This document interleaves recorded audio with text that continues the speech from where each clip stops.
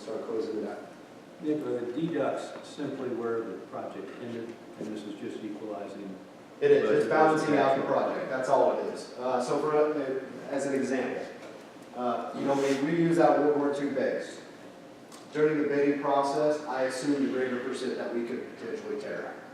So obviously that went down, okay, so when we're balancing out this change order, we ended up saving money. Was I a little bit conservative on the bidding end? Yeah, I was. I like deducts, I don't like to come in and ask for more. So this is an AIP, 90% as a reminder, 90% funded by the FAA, 5% local, 5% state. Do you get a motion? We would try to get a motion for Yeah, that, we need a motion for signature on that change order. I heard a motion for the AIP 25-26 final change order deduct of $109,681. It's AIP 26 and AIP 27, sorry to interrupt. You want, we'll do them individually. That's fine. Yeah. Motion for the first one. So moved. Have a second. Second. Any comments? Our AIP 25 and 26 bundle. Yeah, you know what that is, Steve, is because that's the design grant that we received is 25. So I leave them in there because it's the same project in the FAA's eyes, but it is a different grant for construction going into 26. But you're right, for clarification, I probably should have wrote that. Okay. Got a motion and a second. Do I for a vote for approval for the motion for 25-26? Aye. Opposed? All right. Same question for AIP 27's final change order deduct 39.87. Motion for approval of that. So moved. You have a second, please? What are you keeping you guys on? No, I'm just trying to move this along. I mean, we're going to do it. Let's go. Did I get a second? Yeah. Thank you. Thank you. Moved and seconded. Public comments. All in favor, say aye. Aye. Opposed? All right, the taxiway lighting project, we talked about that a lot last Thursday. I don't have a whole lot of recap outside of that. Trying to get moving forward on that. We've actually already started moving forward on that. Melanie Myers, she's your program manager with the FAA in Chicago. She actually told me about that yesterday, asking how many lineal footage we're going to have to replace in cabling. Working on that justification, it's looking really good. So, What's looking good there? well, it was a pop-up grant, so you were not programmed at all for the next 5 years to get that. No, I didn't understand what Yeah, was so- the percentage that we might Probability. get that is good. Very good, very good. They see the need, they see the justification based on all the conversations we've had in the past, so it's moving along in the FAA's eyes, and she's already programming it, which is good, especially this early in the year. We talked about, based on the schedule, based on all the review periods that the FAA now awarded, starting in 2016, having to move forward with the design, went ahead with that. That's what contract is under review with Mary, is the $35,000 contract. This will be AIP eligible of 90%, 6% local, starting in 2016, 4% state. It's because state funding keeps getting cut. So all your grants in 16 are 6% local.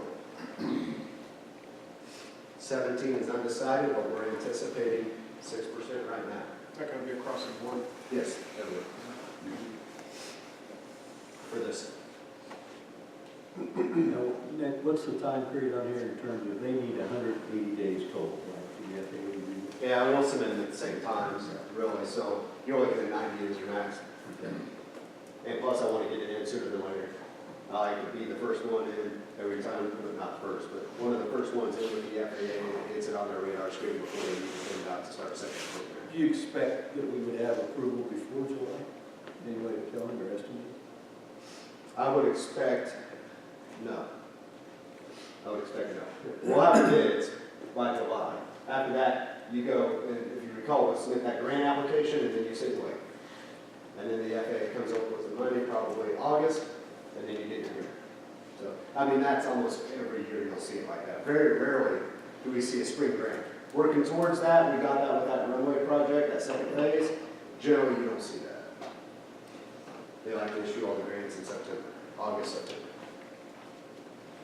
So we can do whatever you want with this contract. We can say contingent upon attorney's review and approval, or if the board likes, we can table this until March. I'll leave that up to the board and also answer any questions you may have. If we table till March, what does that slow down the project? I'm not going to stop. No. No, I can't stop. I have to get that schedule. There's no reason to table it if we can say contingent on attorney's approval. There's no reason to slow anything down. I agree. And we're talking about the design phase. We are. Design and bid, not construction services at this time. And assuming if the grant comes through, then when would we go out for, when would we start such services? We'd be able to start those. I mean, you have shop drawings, you have to get in all of that, so you can always anticipate if you receive a grant in September or even end of August, you're looking at 1st of October. If you're walking into September, you can start construction. For a lighting job, that's all right, because honestly, if it's wet, it's really hard to plow. They like it a little bit more frozen. For plowing, you can't really put the count those. At this point in time, do you have an estimate for the time frame for completing the job and stuff? It'd be completed before the end of the year. It's a quick project, it really is. It's more of a material lead time than anything. They'll start plowing in all the cables, they'll start pouring all the cans, waiting on the lights. When the lights come in, it's an easy hookup. I know we've had problems with those lights for a long time, and we spent, I guess, quite a bit of money last year as well, trying to resolve those. Have we identified the root cause of what those problems were? You have some gaps in your cable. You also have, it's direct buried. What used to be an FA standard, that was okay to direct bury cable. Now it's all conduit. It's in conduit. It's also old. It's over 20 years old too. Counter force is also changing FA standards. But lightning strikes have affected it. A lot of things have affected the water table out there. Whenever the water table increases, it shorts out. So numerous things. Really get protected with conduit and new cable and double. That's really it. Am I correct with that, a wet season downtime with that lighting? Yeah, anytime it rains, we've got issues with it, either not being right as it should be, or completely going out, and we have to know that out of service. Oftentimes we'll turn on alpha and you won't see it when you first turn it on. And I'll even go to high step and you wait. And I'm talking about only on the northeast or runway 1432 on this side, it's fine. And then later, if you leave it on, you'll see it coming up, right? Now, is that every time? No, there's no consistency whatsoever. We can't predict it, that's the problem, you know, so. A lot of times you'll be able to identify there's a gap in the line. A high percentage of the time. Yeah. That's why it takes longer to warm up, especially in Yeah. certain areas versus, the longer you go out along the alpha. Well, not hearing any major reasons to delay this, I hear a motion for approval to do the design and bid work from Wolford for lighting on runway Alpha. Pending attorney approval of the contract. So moved. I'll second. Motion been seconded. Comments? All in favor? Aye. Opposed? Thank you. Thank you. Airport capital improvement plan is attached. We've discussed that, I think, a few times now, so I won't bore you with it. Just let me know if you have any questions. Also, let me know if you have any procedural things you'd like to see me do differently. Okay, because I like your opinions and how you want things processed, whether it be during construction. Don't be afraid to tell me, I'd like to see this pay request, this change order information, these contracts. I want to review those personally. That's okay. That's just so I know I'm happy with what I however I can. Okay, that's all right. Thank you.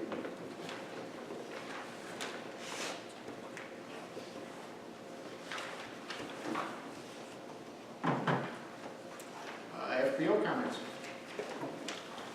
Well, my comments kind of mirror Ben's regarding traffic. January has been a slow month. We got to experience our first and second snow plowing, right? They run together, I forget how it all works. But I feel like we had a nice symbiotic relationship on clearing the ramps and everything with the snow.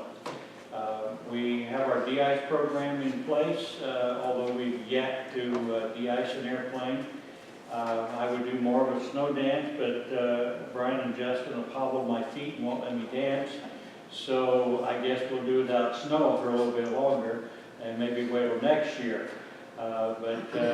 We feel like we're poised in a good position to we'll say our de-ice truck is a good insurance policy because that keeps people coming in instead of not having it, preventing them from coming. We have a couple projects coming up here. For example, in March, we have Bold Quest that will be doing an operation with Muscatatuck. They'll be coming in. They'll have pilots from Germany, and I understand 4 other nations that are coming in and going to participate in this program, and they'll be based right here out of Columbus Airport. And we'll be providing services and fuel for them. What kind of airplanes are they bringing? Well, they're only going to bring a Lear this time. Yeah. Usually they bring L-39s and things like that, but this time it's just a Lear that's heavily, got a lot of heavy electronics in it. They use it for targeting and so forth and coordination. I'm assuming like NATO type nation stuff. I think if they told me more, they'd have to kill me. So I said, I don't really need to know. So just go do your thing, and we'll be here when you get back. So anyway, we're looking forward to that. Andy we're anticipating him getting totally moved down to the other hangar by the end of this month. He has received his inspection from the FAA. They've approved everything, so he just got to do another little paperwork thing. That was what was kind of delaying him completely moving out of the transient hangar because he needed their approval just to change offices. So that's just kind of the way that goes. Other than that, things are going well. We've got a good year ahead of us. Our flight rental instruction is picking up. So we feel good about that. We've sold about 7,000 gallons of Jet A this past month and another 3,300 gallons of under Lowland. So even though the fuel prices have been going down, we really haven't seen that much activity at the moment. So any questions you might have of our operation? Okay, thank you, gentlemen. Thank you. I have to commend Tom and his staff for the new board members.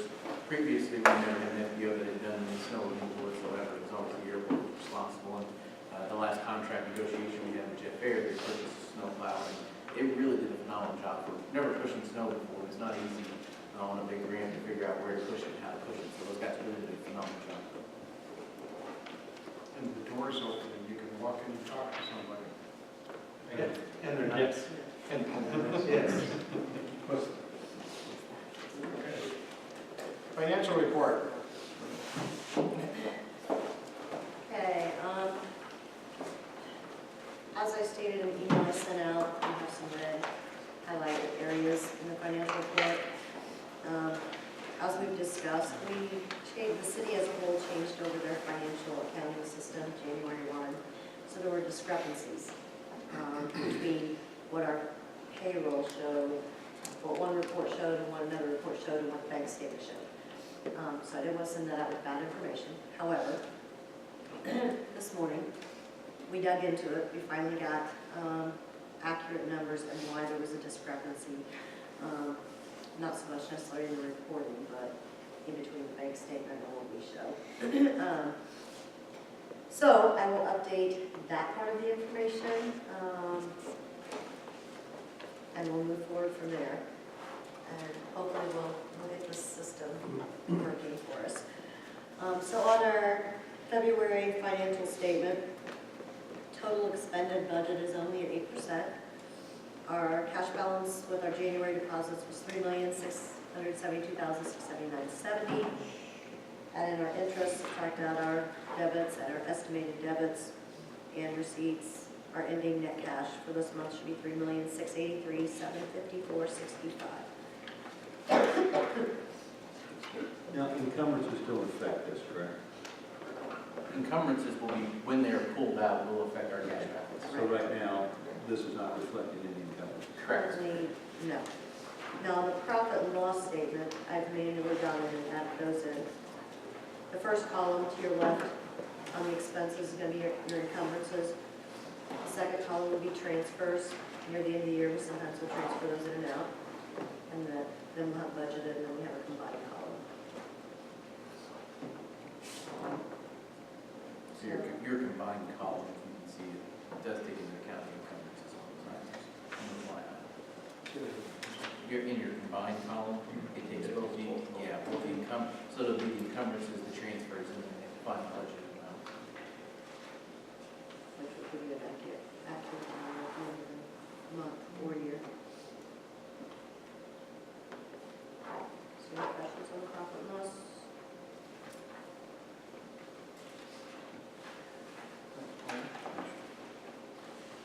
Assistant Airport Manager's report.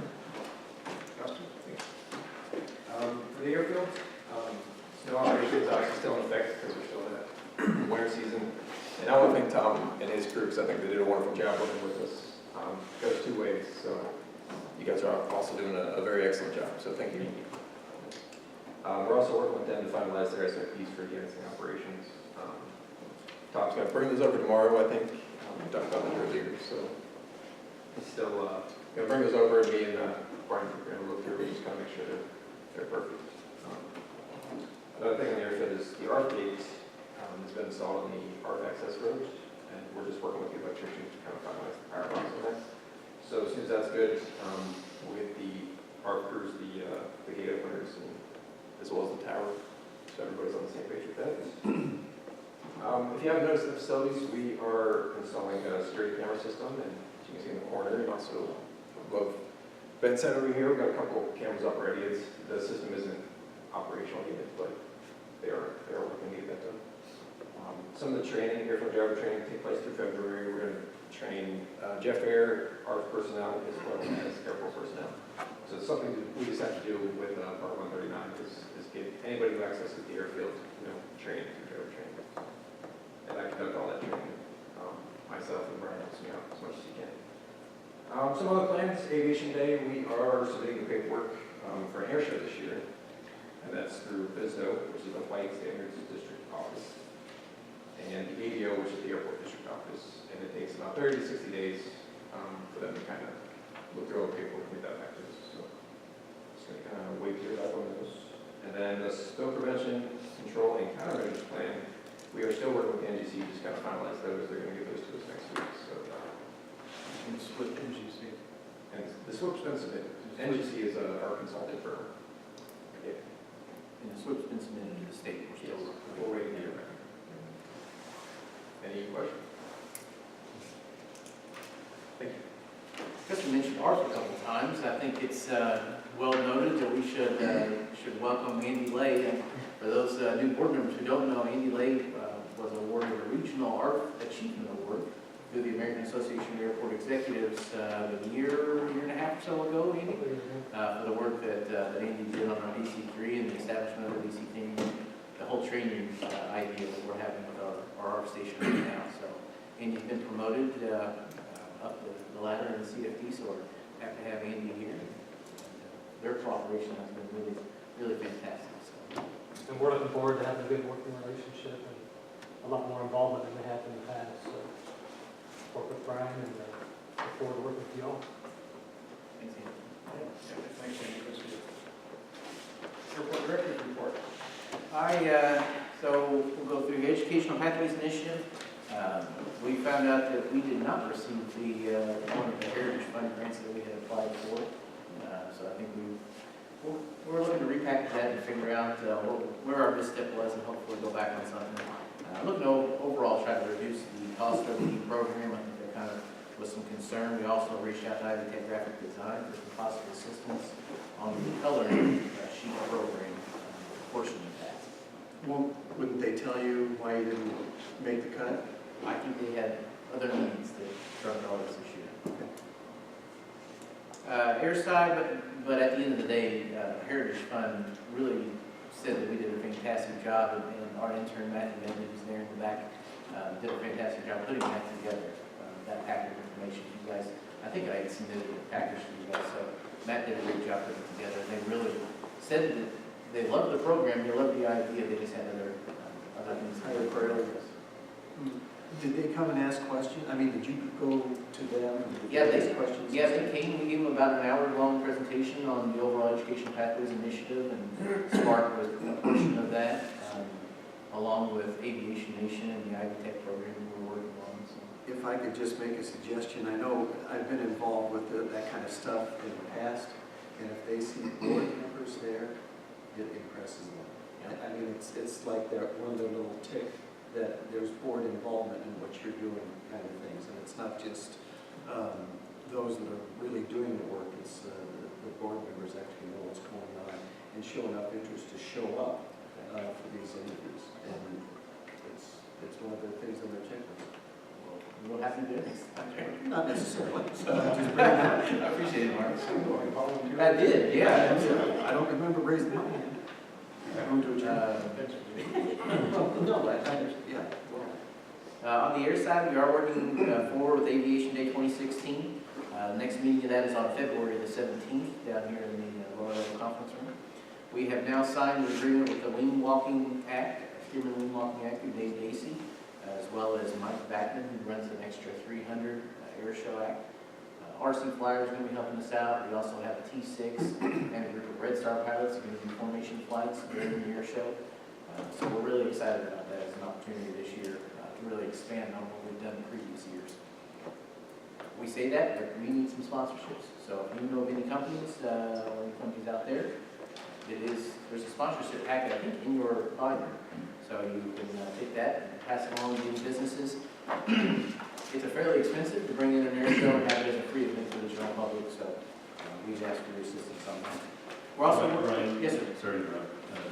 For the public's consumption, this is something beyond what we've done in the past. We talked about liability coverage and extended insurance coverages, which Brian is looking into to make sure that we're properly covered for something like this.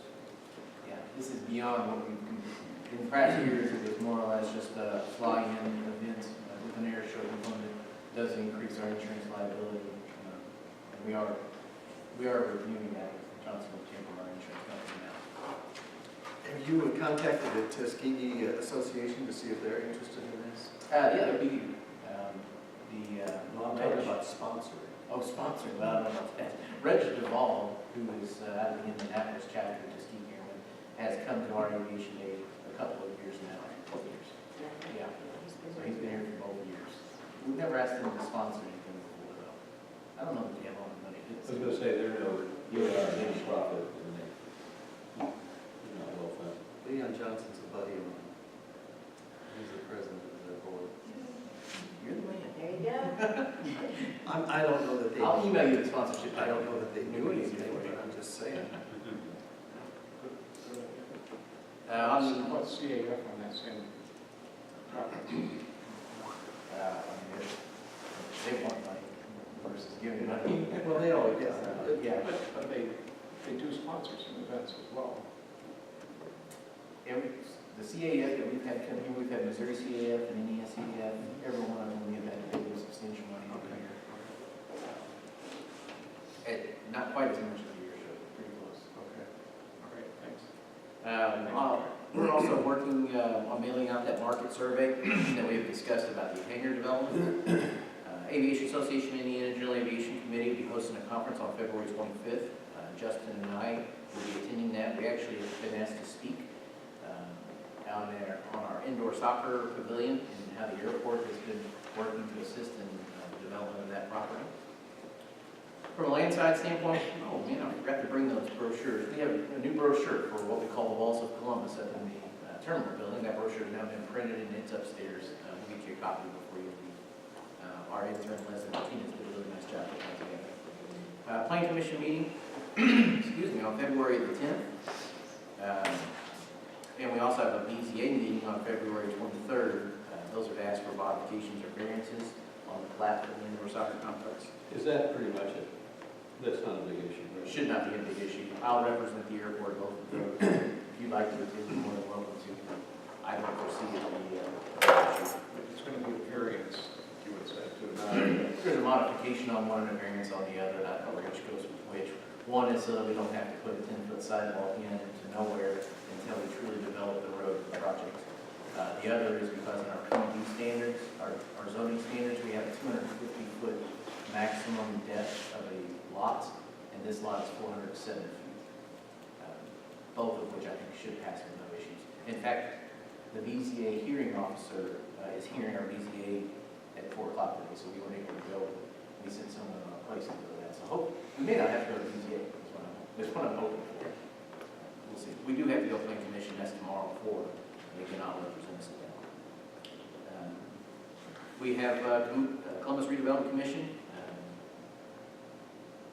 is asking for a overview of our future land use plan, and that will be February the 15th. That's next Monday evening at 6 o'clock. I'll be presenting that to the Redevelopment Commission on our overall goals as an airport and how we hope to move forward as an entity. So you're more than welcome to attend that. Where is it? It's going to be in City Hall, Council Chambers. Well, we're working with engineering, planning, and utilities on the Vickers Drive extension. I think you guys are aware of where that's at and the issues surrounding that, so we're moving forward.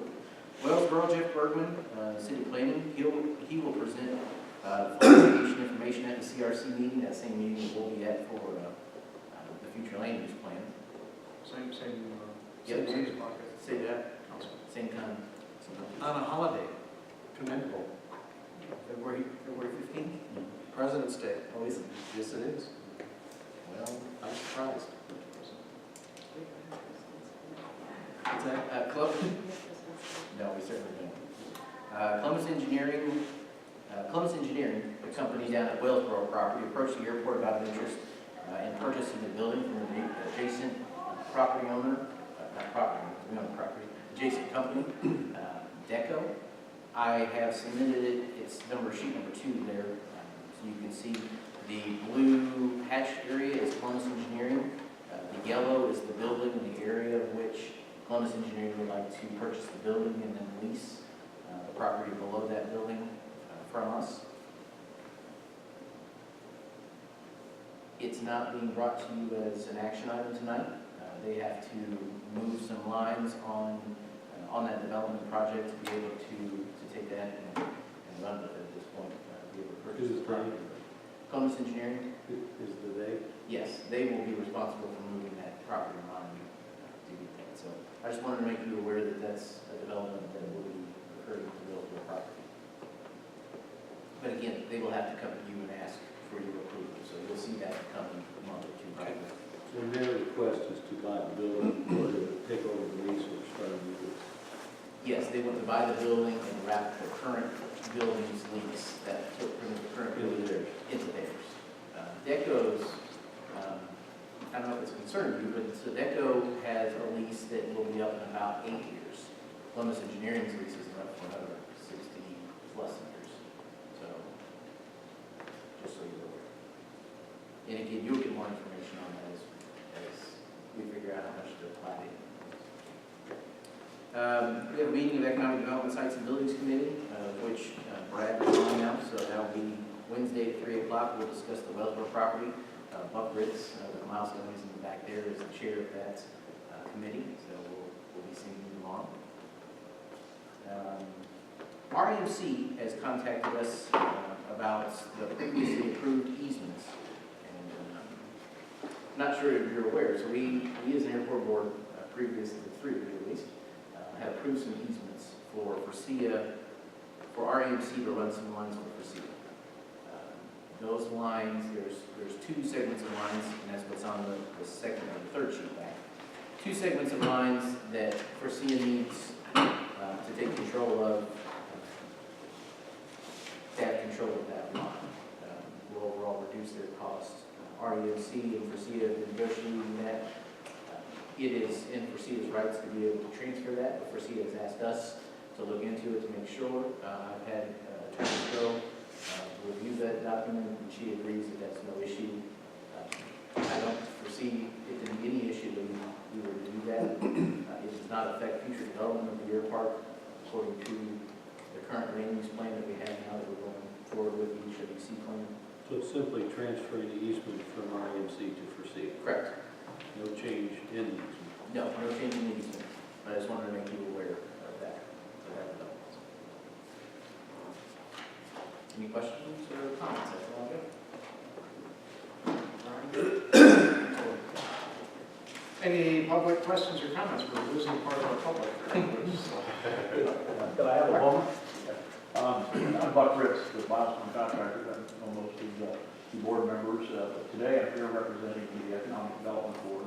And I am chair of our Sites and Development Committee.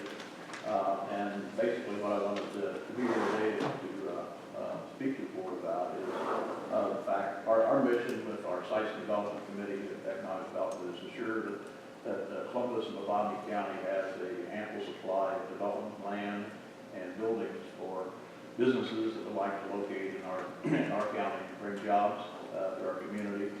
And what I really want to make you aware of is we have a drastic shortage of available industrial property currently in our inventories. Land, we just lost, not lost, I guess it's a good thing. We have a shortage for those things that happened in the last 35 acres in Woodside, Northwest, of Indosites that's gone under contract. Leaves us just a couple of 3 small 8, 10, 5-acre tracts of industrial ground for all of Columbus, Indiana. It's shovel ready, ready to go for development. That has caused a situation in economic development when site selectors are locating places for businesses to locate, and they want to come to Indiana, they want to come to Columbus with our reputation for economic development, quality of life, and those types of things. They become aware that we're short of development land. So Jason Hester is not getting those requests either directly to our Economic Development Board or to the Indiana Economic Development Commission that funnels requests into national requests into Indiana. So that really creates a situation where the reason I'm here today is the result of this shortage. I would just urge your board to move forward with the development of the Whalesboro Airport property into shovel-ready industrial sites as quickly as possible. I see it's not on your agenda here today to discuss, which is what I thought might be on the agenda, but that's one of the topics that we talk about as far as what future potential that can give to Columbus and how important that land